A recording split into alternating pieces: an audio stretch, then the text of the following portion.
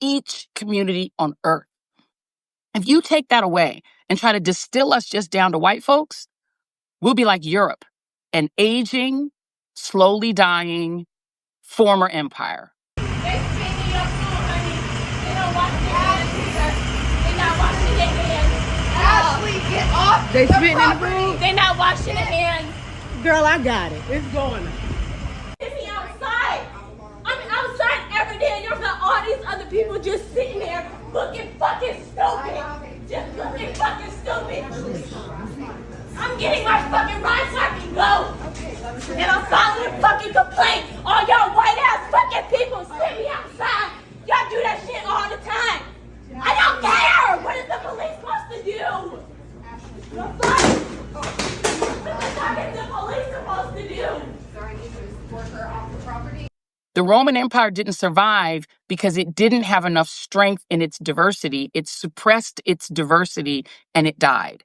Some of y'all had 5 years to pay off that student loan with zero interest. But let me guess, y'all had the money to go to Coachella, right?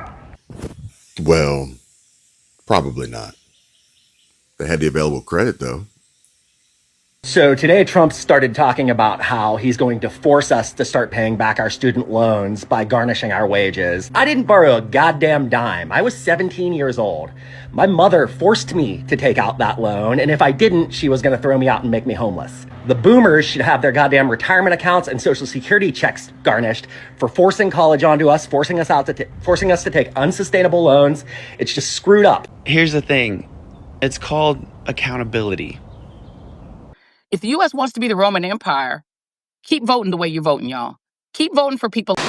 Kevin, Meghan McCain says discount her at your peril, but she is a populist. She is like, this is about class politics, working class people, some of the same people Donald Trump appeals to. Does that worry you? As a AOC, I have a tremendous amount of respect for. I buy her T-shirts for $39.95, tax the rich.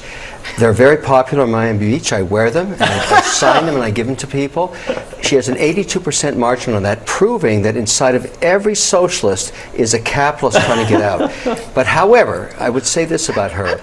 You know, the ambassador of America, the CEO, the president, they have to embody the American dream.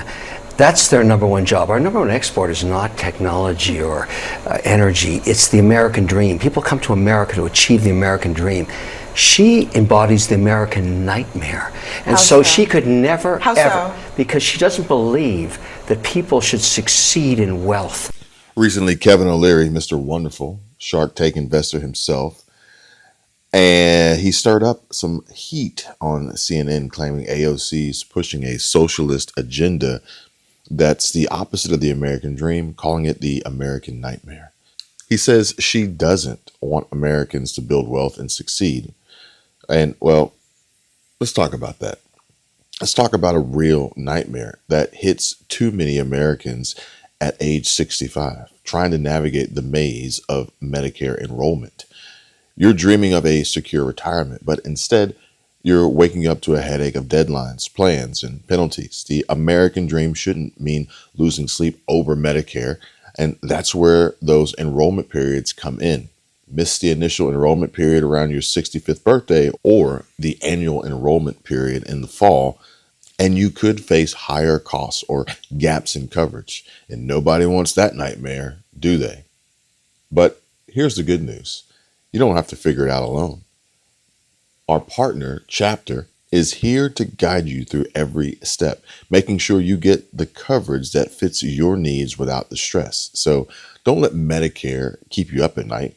Call our partner, Chapter, today, right now, 270-467-2426. That's 270-467-2426, and wake up to the peace of mind you deserve.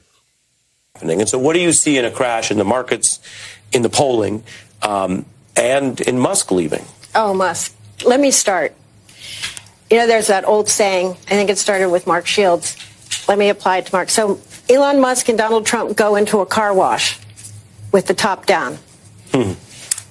Trump stays dry. Only Elon Musk gets wet. And there's always somebody to get wet. for Trump, and he doesn't.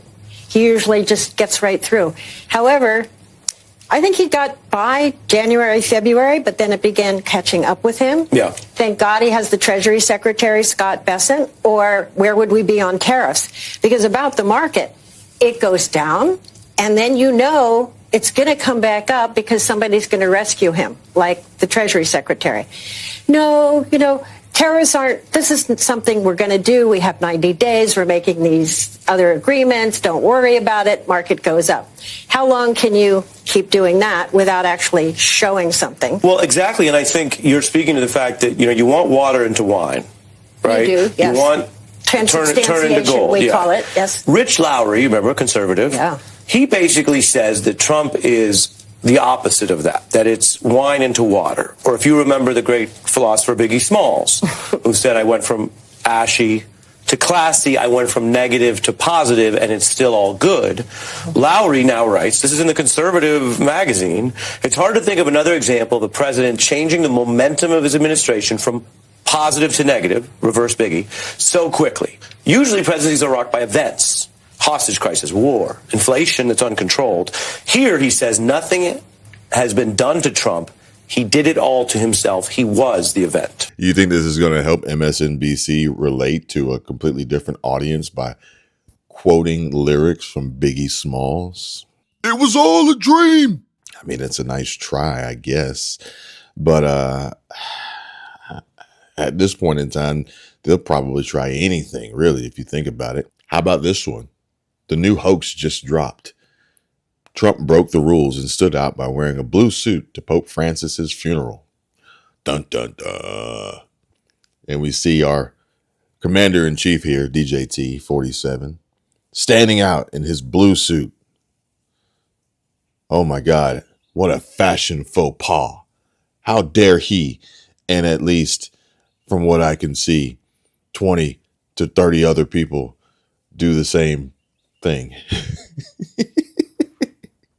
Fortune magazine, USA Today, the New York Times, Independent. This may spell the end. This will be doom for Trump's presidency. This is an impeachable offense, probably, in some alternate reality. Get the fuck out of here. Fuck all you hoes. Get a grip, motherfucker. Yeah. You know, and everybody knows, I think the worst problems you have are the ones you bring on yourself. Mm-hmm. And then you are recriminations at yourself. And it slows you down and you think and you do something differently. Trump doesn't have that. He's got some demonic thing inside of him that can just keep pushing him and pushing him. Mm-hmm. Then he'll say something out of the blue that erases everything, but it doesn't work anymore because you can only do that. You can only say white is black. Black is white, white is black, so many times before it doesn't work. Impartiality, integrity, and a deep knowledge of the presidency. The award also includes a prize of $2,500. This year's award goes to Alex Thompson of Axios.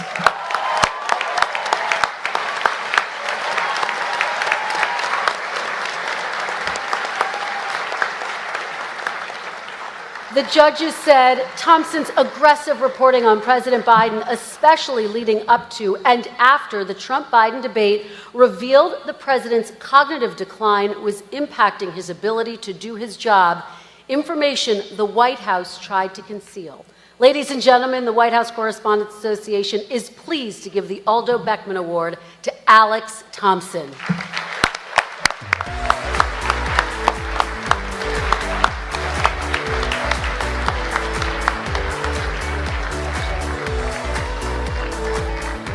What in the absolute fuck?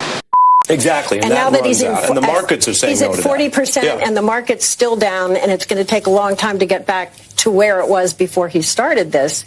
So he's in the hole. It's not working anymore. The New York Times, which is no conservative publication, did investigative reporting not long ago that looked at the Biden administration and concluded that the number of illegal immigrants that President Biden led into this country was the largest number of illegal immigrants in the history of the country, bar none. New York Times. Beyond that, this point about Scott just raised, the American people are fed up with illegal immigration, and they're particularly fed up with people who are criminals and also fugitives from the law. Tom Homan may get to the point where he's in schools or hospitals. We'll see if criminals are hiding there. They're not there yet. And before we wrap up, let's talk about the bigger picture. Under the Biden administration and Kamala Harris's campaign, this dynamic duo's policies handed out Social Security numbers and free Medicare to countless illegal immigrants. And now with Tom Homan as Trump's border czar, he's ramping up ICE deportation teams to track down those here illegally. Given these policies, these handouts that were given, it's not hard to imagine a future where ICE shows up at hospitals, searching for folks hiding out to access benefits meant for hardworking Americans like you all. And that's a wake-up call for all of us, or at least it should be. And to you guys, my viewers, the channel viewers and subscribers, stay strong and keep fighting the good fight, folks. Don't let the nightmare of Medicare confusion hold you back from the benefits that you've earned, okay? So call Chapter right now. It's free for your free Medicare consultation. Call Chapter 270-467-2426 for your free Medicare help. One quick call can unlock the coverage you deserve, tailored to your needs. And that, again, is 270-467-2426. Don't wait. Tell them Kevin sent you. And thank you guys for watching. I'll see you on the next one. And the idea that somehow this is offensive to go after rapists, murderers, No one is sex saying traffickers. that that's offensive, but Governor. now those numbers No are going one to is ramp saying. up. I'll just make a prediction to you. Trump will increase those numbers well beyond what you saw under Biden. And lastly, there's 1 million plus fugitives beyond the criminals who've already been adjudicated, have already had due process, that are in the United States. So once they get done with the gangbangers, the sex traffickers, the weapons merchants, the other folks who are involved in heinous crimes, then they can get to work on 1.2 million fugitives who've already been adjudicated and get them out of the country. And when they get that all done, maybe we can get around to some of the other ones.